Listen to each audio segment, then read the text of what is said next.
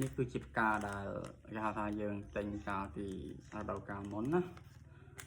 ហើយគាត់ថាគេផ្សាមកអត់សូវស្អាតយើងក៏យកមកដោះហើយយើងយកមកធ្វើឆ្នៃឡើងវិញបាទ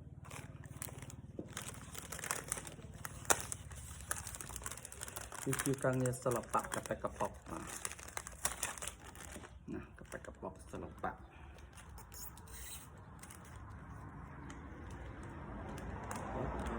យើងគាត់តែឆ្នៃdesign វាសាថ្មីមកស្កុតចាស់ដែរបាទអញ្ចឹងគឺអាចនឹងសើស្ពេតទេ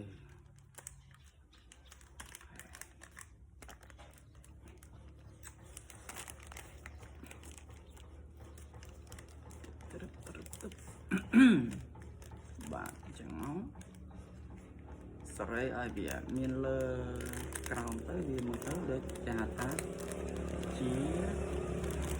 លក្ខណៈថាអូខេតោករលឹកណាទឹកបាត់ខាងហមជាប់ទៅណាបាត់កណ្ដឹងអត់ខ្វល់បងអូយ៉ាងไงអត់តាត់ខុសរឿងតែហ្មងយើងក៏យកបាត់វាទៅទៀតមកបាត់ចេះមកពឹប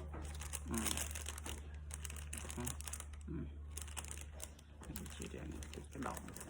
តែយើងយកណាស់វិញចាយើងក៏ប្រើស្កុតឲ្យស្អាតបាត់អត់ស្អាតនឹងកាត់ចោលខប់ផងណាចិត្តបានហើយកូឡាប់ក្រហមក៏បានបានជួនទៅស្រីសើមានបំឡៃតែស្រីក៏បងចោល